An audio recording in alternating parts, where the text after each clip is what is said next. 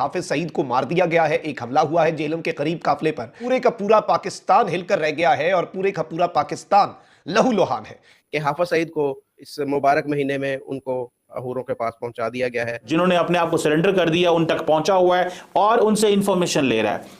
The information is like कि आप सोच भी नहीं सकते कैसी इंफॉर्मेशन। भारत के साथ भी अभी आई थिंक लिटरली मेरी अगर राय ली जाए तो वॉर का टाइम, बिकॉज अनडिक्लेयर्ड वॉर आपने इम्पोज की कि उसके मीडिया ने, सोशल मीडिया पे, मेनस्ट्रीम मीडिया पे पूरा साथ दिया है, इंसाइट किया वायलेंस को, और ये इंटरनेशनल क्राइम है, वो ऑलरेडी एक्सपोज है कनाडा और अमेरिका में। ये पाकिस्तान के अंदर जो इस तरह की कार्रवाइयां हमने देखी हैं, पहले भी हुई, काफी सारे लोग जो हैं वो आहिस्ता आहिस्ता उनको जो है वो टपकाया जा रहा है। हम तो हर काम जो पाकिस्तान के अंदर होता है, जो भी कोई काम होता है तो हम उसके पीछे बोल देते हैं कि जी इसके पीछे तो रा की साजिश है, कि ये सारी की सारी चीजें जो हो रही हैं ये सिक्योरिटी फेलियर्स हैं। और जिस तरह से दहशतगर्दी की लहर सर उठा रही है, हम दहशतगर्दी के खिलाफ हैं, दहशतगर्दी के खिलाफ इस जंग में कौम इकट्ठी है। बशीर अहमद पीर ये हिजबुल मुजाहिदीन का बंदा था, इसको 2023 में रावलपिंडी में कत्ल किया गया। इस तरह सैयद खालिद रजा ये अलबदर का एक फॉर्मर कमांडर था जिसको कराची के अंदर 2023 में कत्ल किया गया।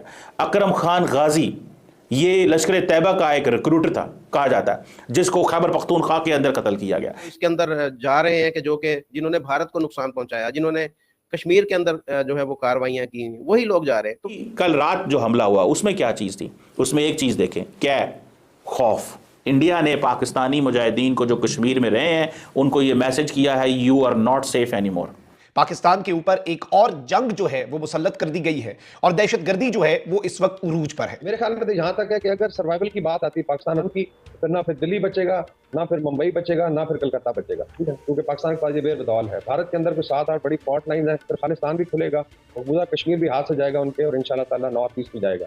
जैसा कि आपने क्लिप में देखा, पाकिस्तान में जो कुछ भी हो रहा है, कभी बीएलए पाकिस्तान को ठोक रहा है, कभी पाकिस्तान खुद अपने आंखियों को ठोक रहा है, और इस सब का इल्जाम पाकिस्तान भारत पर लगा रहा है कि ये सब भारत करवा रहा है।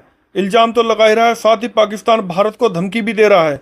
अभी पाकिस्तान के मुंबई हमलों के मास्टरमाइंड यूएन द्वारा इनामी आकी हाफिज सईद पर कश्मीर के झेलम जिले में हमला हुआ, जिसमें उस पर गोलियों की बारिश कर दी गई। हाफिज सईद तो घायल हुआ पर उसका राइट हैंड 72 हुरों के पास पहुंच गया। हाफिज सईद की भी इस समय हालत गंभीर बताई जा रही है। ये हमला खुद पाकिस्तान ने करवाया, क्योंकि हाफिज सईद पर यूएन ने $10 मिलियन का इनाम रखा हुआ है और पाकिस्तान को इस समय पैसे की बहुत जरूरत है। तो अपने पाले हुए बकरे हाफिज सईद को पाकिस्तान ने काटने की खुद ही कोशिश करी, पर इसका इल्जाम भारत पर लगा दिया। साथ ही मूर्ख पाकिस्तान ने भारत को धमकी भी दे दी कि भारत अगर ये सब नहीं रोकता तो भारत पर पाकिस्तान जंग मुसल्लत करेगा। अब सोचो, जिस पाकिस्तान पर चंद बीएलए वाले, चंद टीटीपी वाले नहीं संभाले जा रहे, जिसकी फौज अफगानियों को देखकर अपनी चौकियां छोड़कर भाग जाती है, कभी कश्मीरियों से अपनी पतलूनें उतरवा लेती है, वो पाकिस्तान दुनिया की चौथे नंबर की सबसे ताकतवर फौज रखने वाले देश को जंग की धमकी दे रहा है। ये भी भूल गया है कि भारत के सामने ही पाकिस्तान के 93,000 फौजियों ने अपनी पतलूनें उतारकर सरेंडर किया था। पाकिस्तान कोलकाता, कश्मीर, दिल्ली पर बात कर रहा है, और ये मूर्ख पाकिस्तान ये नहीं सोच रहा कि अगर मोदी जी का दिमाग घूम गया तो लाहौर भी भारत में बिना पाकिस्तानियों के कब मिल जाएगा पता नहीं चलेगा। तो उसमें भारत के साथ भी अभी आई थिंक लिटरली मेरी अगर राय ली जाए तो वॉर का टाइम, बिकॉज अनडिक्लेयर्ड वॉर आपने इम्पोज की कि उसके मीडिया ने, सोशल मीडिया पे, मेनस्ट्रीम मीडिया पे पूरा साथ दिया है, इंसाइट किया वायलेंस को, और ये इंटरनेशनल क्राइम है, वो ऑलरेडी एक्सपोज है कनाडा और अमेरिका में। तो मेरे ख्याल में तो यहाँ तक है कि अगर सर्वाइवल की बात आती है पाकिस्तान की, तो ना फिर दिल्ली बचेगा, ना फिर मुंबई बचेगा, ना फिर कलकत्ता बचेगा, ठीक है, क्योंकि पाकिस्तान के पास ये बेबदौल है। भारत के अंदर कुछ 7-8 बड़ी फॉल्ट लाइन है, फिर खालिस्तान भी खुलेगा और पूरा कश्मीर भी हाथ से जाएगा उनके, और इंशाल्लाह ताला नॉर्थ ईस्ट भी जाएगा। तो इस कुछ टाइम में ना रहे कि हाफिज सईद को इस मुबारक महीने में उनको हूरों के पास पहुंचा दिया गया है। फैसल नदीम उर्फ अबू कताल, तो इसके ऊपर हम आपसे राय जानेंगे ये कि ये पाकिस्तान के अंदर जो इस तरह की कार्रवाइयां हमने देखी हैं, पहले भी हुई, काफ़ी सारे लोग जो हैं वो आहिस्ता आहिस्ता उनको जो है वो टपकाया जा रहा है। तो ये टपकाने की जो ये कार्रवाई है, ये भेजने की जो कार्रवाई है, ये आया कि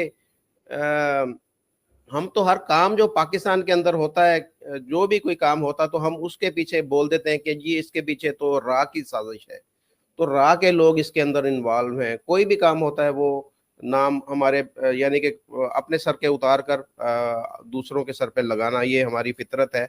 लेकिन यहाँ पर काम जो है वो कुछ थोड़ा सा हमें मुख्तलिफ लग रहा है कि वाकई आप समझते हैं कि ये पाकिस्तान के अंदर जो अननोन गनमैन है और वही लोग जो इसके अंदर जा रहे हैं कि जो कि जिन्होंने भारत को नुकसान पहुंचाया, जिन्होंने कश्मीर के अंदर जो है वो कार्रवाइयां की, वही लोग जा रहे हैं। तो क्या ये सारा कुछ चल रहा है? तो देखिए, हाफिज सईद टाइप के लोग तो गुड रिडेंस है।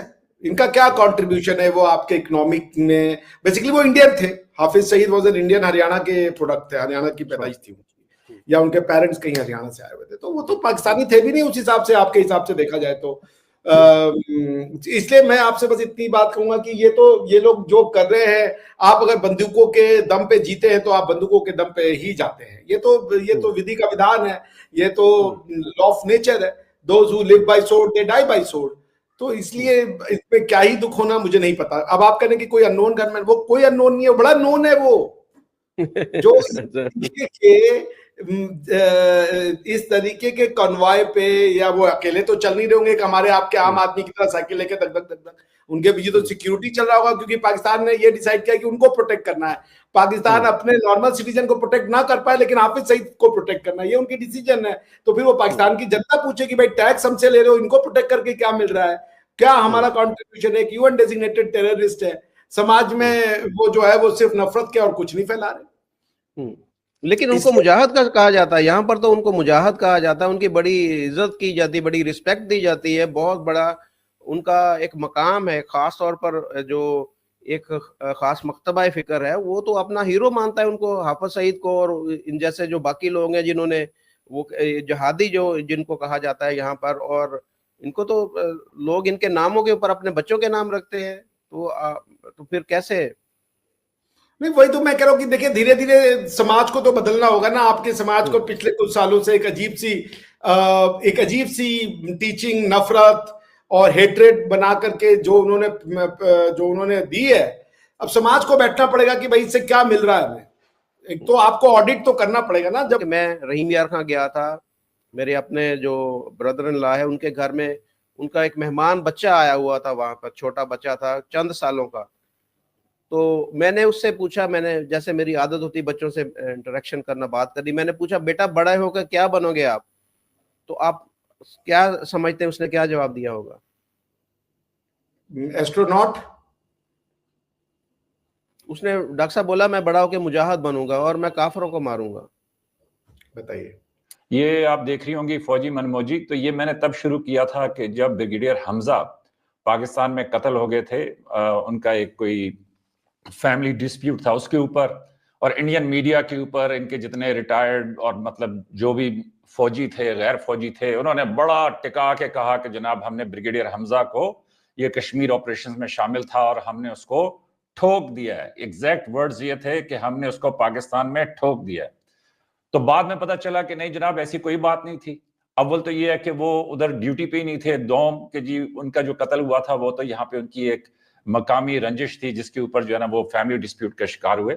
अगरचे किसी का कत्ल होना अफसोसनाक बात है, लेकिन यहीं से आपको हिंदू मेंटेलिटी का साफ पता चल जाता है कि जब भी पाकिस्तान में कोई गड़बड़ होगी, कुछ होगी, ये इसी तरह उछलना कूदना और इसी तरह वो करना शुरू कर देते हैं।